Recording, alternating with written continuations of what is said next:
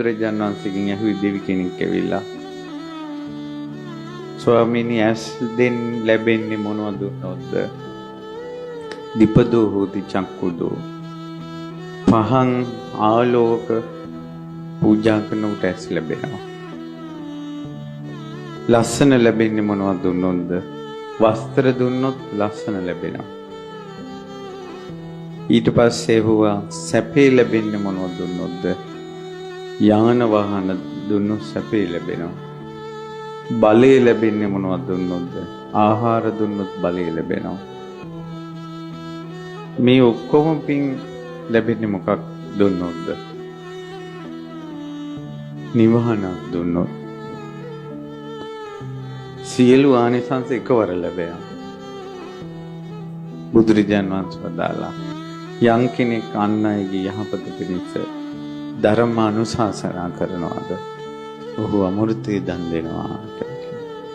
දින දී ලැබෙනවා. ඉතින් ඒ නිසා සෙනසුන් පූජාව අතර කුටි සෙනසුන් තමයි අග්‍රම පූජාව.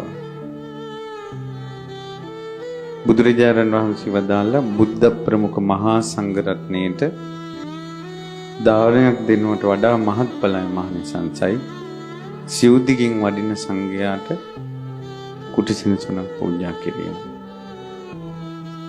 එතකොට පැමිණි නොපැමිණි සියලුම සංඝයා නියෝජනය වෙනවා සාංගික කළ පූජා කරනකොට.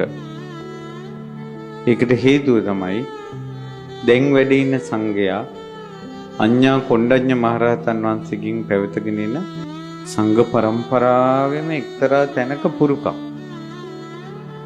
උඩ දැන් ඉන්න සංඝයා අතීත සංඝයා නියෝජනය කරනවා.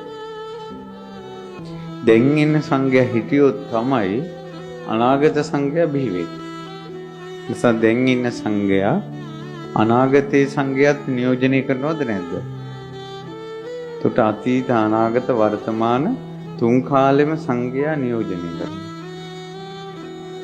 එතකොට දකුණු දිශාවෙන් ආවත් සංඝයා සංඝයාමයි.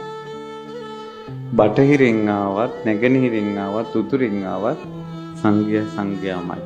එතකොට සිව්දිගින් වඩින සංඝයාම නියෝජනය වෙනවා. වෙහෙරට පැමිණියත් සංඝයා සංඝයාමයි. නොපැමිණියත් සංඝයා සංඝයාමයි. ඒ නිසා සාංගික කළ පූජා කරනකොට පැමිණි නොපැමිණි සිව්දිගින් වඩින සියලු සංඝයා නියෝජනය වෙනවා. එහෙම නියෝජනය කරලයි සාංගික කළ පූජා කළේ. ඒ නිසා මහත්ඵලයි මහනිසංසයි.